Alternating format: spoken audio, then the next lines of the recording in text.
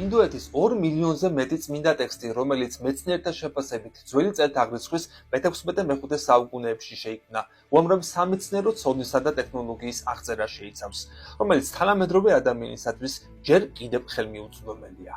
ვედებში მოცემულია რიცხվ პის მნიშვნელობა მის ოფიციალურ აღმოჩენამდე, ათასობით წლით ადრე.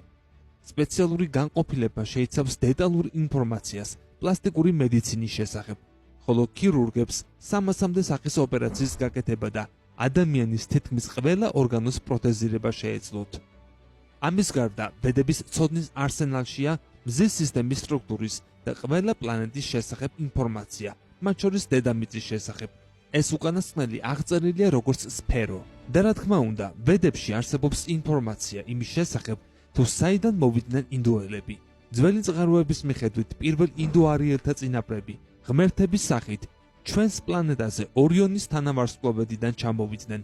გადმოსახლების მიზეზი კი იგივეა, რაც ჩინეთის იმპერატორების შემთხვევაში, მშობლიური პლანეტის დაღუპვა.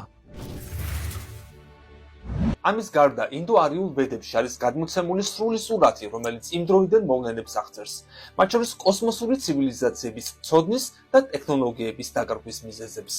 უძველესი ტექსტები ამტკიცებენ, რომ ამ ყველაფერში დამნაშავე ომია, რომელიც ღმერთების შთამომავლებსა და ასურებს ნახევარ ღმერთებს შორის არსებებთან, რომლებიც დემონებისგან წარმოიშვნენ, მიმდინარეობდა.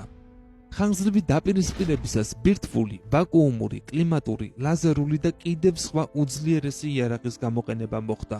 ბირთვული ომის შემდეგ გადარჩენილება კი მომდევნო 1000 წლეულების მანძილზე თავისი წინაპრების ცოდნაც და ტექნოლოგიების დაკარგეს.